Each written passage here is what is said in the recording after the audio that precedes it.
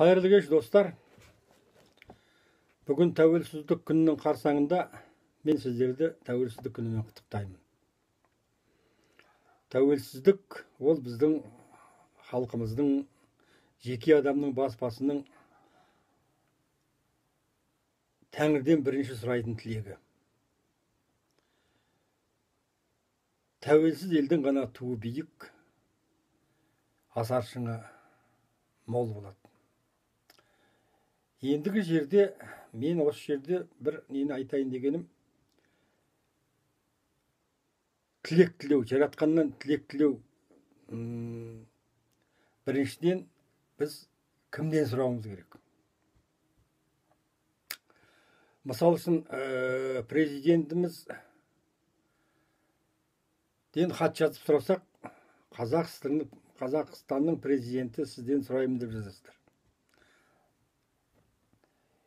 Екіншіден, Нұр Отанға жазсаңдар, Нұр Отанның басшысы Назарбаев Нұрекеңе деп жазасыздар. Егер де Дариға мен Әлия сұраса, папа деп сұрайды. Енді примитивіне теңеу, Нұрекеңді Құдайға теңеттеп жүрмеңдер. Сол сиқылды Алла да патшаның патшасы ғой деп айтамыз. Сондағы Алла деген сөз, ол Алла барлық жаратылған және жасалған дүниенің құдайы. Ол бәріне тең құдай. Бірақ та соның ішінде өзінің әртүрлі болмысыменен, статусыменен келген кезі бар Алланың. Мысалы үшін еврей халқына ол Иегова деп келген, қазақ халқына Тәңірімін деп келген, орыс халқына Господь твой деп келген, мысалы үшін араб халқына Рабы деп келген. Сондықтандағы, мысалы үшін арабтар сұраса, Рабым Алла деп сұрайды. Орыстар сұраса, Господь Аллах, помоги мне, дай мне, анау-мынау деп сұрайды, мысалы үшін. Ал қазақтың соқталдай жігіттері Рабым Алла. Сендер Господь Алла деп неге сұрамайсыңдар? Жоқ, ол басқа сөз. Арабың ше? Рабың арабша. Дұғаның текстін әр халық өз тілінде айтады. Ол біріншіден Аллаға құрмет, өйткені тілдерді жаратып, руларға мен сендерді бөлдім деген Алланың құрмет үшін. Екіншіден өзіңнің халқыңа құрмет үшін. Бізге ол Тәңір. Тәңірім Алла десең, аузың қисайып кетпейді. Және дұғаны мысал үшін, я Тәңірім Алла жарылқай көр дегенде мысал үшін, Рабым Алла жарылқай көр деп сен жартысын арабша, жартысын қазақша неге сұрайсың? Тілің шұбар екенін білдіргің келе ма? Ал егер де сен Тәңірім Алла жарылқай көр десең қандай тамаша? Мысал үшін арабтар айтпайды ғой, Тәңірім Алла деп. Или орыстар, христиандар айтпайды мысал үшін. Тәңірі мой Алла деп. Олар Господь деп сұрайды. Өзіңді өзің сыйласаң, жат жанынан түңілер дейді. Міне, кімнен сұрау керек дегенді мен сендерге түсіндірдім. Демек, біз қазақ жерінде, қазақ елінде Тәңірім Алла деп сұрауымыз керек. Және қазақтың тілінде сұрауымыз керек. Екінші, тағы бір мәселе, біз нені сұрауымыз керек деген сөз туады. Алладан бәрін сұрауға болады. Бірақ ұсақ адам ұсақ сұрайды, ірі адам ірі сұрайды. Негізі, аса ұсақ та болмаңдар, аса да ірі де болмаңдар. Сендердің сұраған нәрселерінің ішінде сол ұсағы да ірісі де бәрі толық қамту керек қой. Ертеректе мен әдейлеп жүріп бір атақты имамдардан, қазақтың ерте көне адамдарынан іздеп барып тұрып, 4 облыста 4-ені жолығып едім. Сонда біреу айтып еді маған. Сұраудың ең жоғарғысы, я Тәңірім Алла, екі дүниеде жарылқай көр деу керек. Бір ауыз сөзбенен сен бүкіл екі дүниені түгел қамтып сұрап тастадың. Бұл жарайды, енді жоқ, мен жеке-жеке сұрайым десең, Алланың ең сүйіктісі сұрағандағы ең бірінші денсаулық сұраған адамды жарылқайды, жақсы көреді. Одан кейін ұрпақ қамын, ел қамын сұрағанды жақсы көреді. Сол сиқылды енді оның да бір жөні бар өзінің.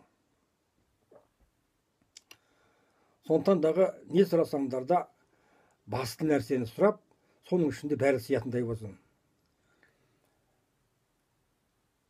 Тағы бір нәрсе, Алладан міндетті түрде сұрау керек. Алла адам баласына сұра, менен сұра деп сұрағанды жаңағындай жоқ, енді Алла өзі біледі, не берсе ол берсін, маған бәрібір десең, ол болмайды. Ол енді құрметсіздігің сенің. Именно Алланың құдайлығын мойындағаннан кейін, тәңірлігін мойындағаннан кейін сен одан сұра. Өйткені ол сенің парызың, сен Аллаға тәуелдісің, тәңірге тәуелдісің. Міне осындай тәртіптерді сақтаған дұрыс болады. Ендігі жерде сұраудың түрлері бар. Мысалы үшін дұға дейді. Дұға деген жаңағындай Құранның есін келтіріп, аяттарын келтіріп, қазақ тілінде денсаулық сұрау, жаңағындай яғы бір тілек, не еді, үлкен нәрсені сұрауды дін жолында оны дұға дейді. Соның керісінше ретінде дуа дейді. Көбісі елдің бәрі дұға мен дуаны шатастырып айтпайтын бәлелері жоқ. Дуа деген теріс тілек, жаман тілекті дуа. Дуалап тастапты біреуді дейді. Дуаға жоламаңдар деп жатады. Осының да ара жігін білген дұрыс. Сосын енді боса болмаса тілек дегенді білесіңдер. Қандай да бір тойда, қандай бір неде болса да тілек. Енді ол менталитетімізге солай жаңадан кірген нәрсе. Негізі қазақ бата деген. Бата менен ерге көрер, жау менен жерге көрер дейді. Бата деген қазақтың бір ұлы, оның ішінде ол дұғаға да, тілекке де бәріне жататын. Батасыз іс басталмайды, батасыз жауға шаппайды. Батаны жаңағындай үлкен ақсақалдар дуалауыз дегенге жаңағындай дуаға келтіріп жүрмеңіздер. Ол адамның жаңағындай аузынан екі дуалық та бар. Мысалы үшін сондай дуалауыз адам дегенде оны ренжітсең, ол кейіп айтса бірдеңе, оның мұрттай ұшасың. Сондықтан да оны дуалауыз дейді, аузын байқап сөйлейді ондай адамдар.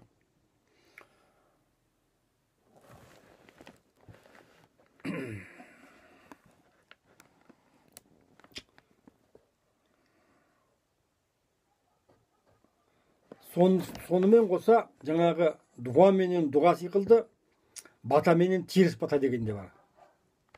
Теріс бата деген ол міндетті түрде бар. Ол ешқандай оның жамандығы жоқ.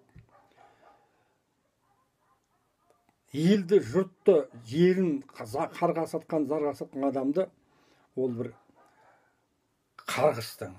Қарғыс енді ол әйелдердің жұмысы болса, жаңағы теріс бата ол жаңағындай үлкен ақсақалдардың. Негізі әйел мен еркектің де айырмашылығында көп нәрсе болған. Қазіргі еркектер отырамыз ғой интернетте. Ой салғыласа да кеп тұрып, жаман қатыннан жаман. Біздің қазақтың еркектері бір сөзге тоқтаған. Әр сөзіне жаңағындай мән беріп, сөз сөйлемес бұрын ойланып, ойланбас бұрын толғанып алған болған. Сондықтан да осы мен айтқан тәртіптердің бәрін азаматтар сендер сақтауларың керек. Біріншіден, кімнен сұрарыңды біліңдер, қайталап айтам. Тәңірім Алла деп сұраңдар. Ең жақыны, ең дұрыс сол. Негізі мен сендерге айтам, Құдайға ең жақыны бұл сен Тәңірім деген сөзің. Алла десең ол Алла, орысқа да Алла, қазаққа да Алла, кәпірге де Алла, шайтанға да бәріне ол ортақ Құдай. Ал Тәңірім де ол деген түркі қазақ халқына, біздің түркі халқына келіп Тәңірге танысқан. Өзін таныстырған, Тәңірім мен сендердің деп. Еврейлерге я Господь твой Егова деп таныстырған. Ол христиан әлеміне ол жаңағындай Господь твой деп жетілген жаңағы. Анау кешіріңдер, еврей халқына Рабым деп таныстырған. Сол секілді біздің түркіге Тәңірім десең, ол бәленбай есе жақын боласың Аллаға. Соңғы жерде